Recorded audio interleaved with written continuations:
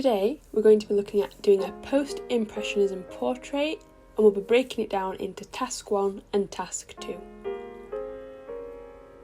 So today's Task 1 is tracing the image. So we will be tracing the outline of the inspirational person you have chosen. As you can see here, I've chosen Barack Obama.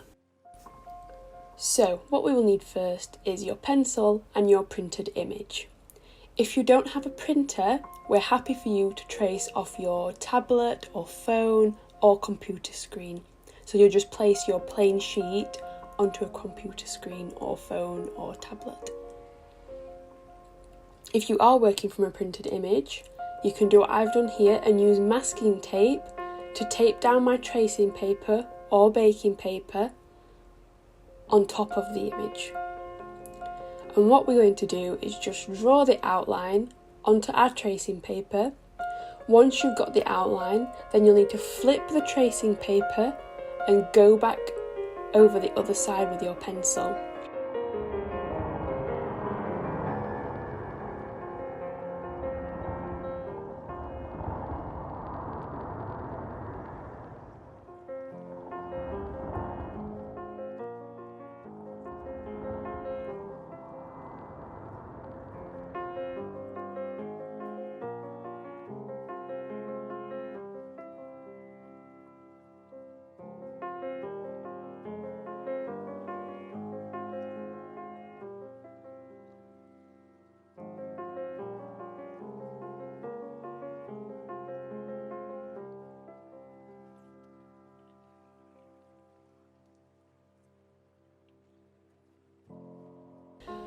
So I know there's a lot of turning, but then you're then going to turn the tracing paper again, as you can see that I'm doing here. Place it on top of your blank page and go over the lines. The reason we flip it so many times is so the image is the right way round and not backwards.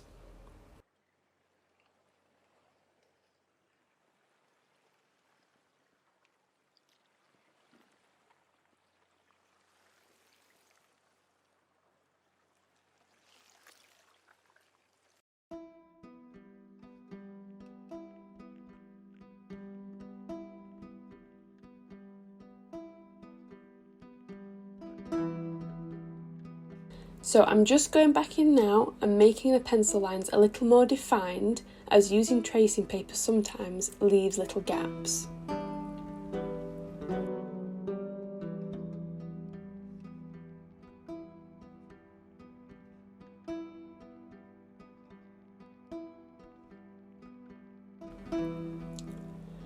And now I've just gone back in with a rubber and faded the line a little bit so it won't stand out when I start adding colour. Now we're on to Task 2. I'm going in with coloured pencils, but for this you can use paints or oil pastels, and we prefer you to use colour. But if the only thing you have is a pen or pencil, that can work too, that's fine for this task. So just remember, we need to be adding relevant marks to your portrait. So we need to consider the direction of the mark making to record the contours of the face. As you can see, I've done this here with my Obama drawing. I followed the defined lines on Obama's face to create these contour lines. You will also need to pay attention to the highlights and shadows of the face and the rest of the body.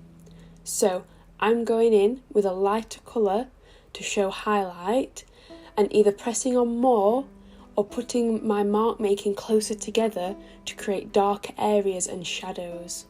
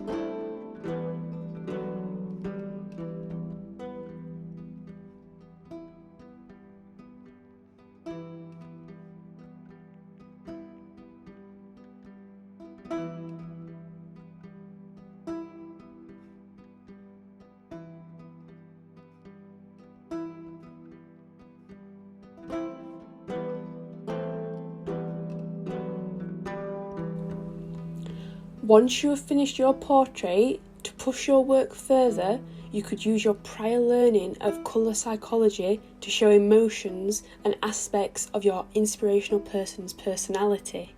So for Obama, I think I would maybe make the background blue to represent his really calm persona and the calm way he speaks. Thank you, everyone.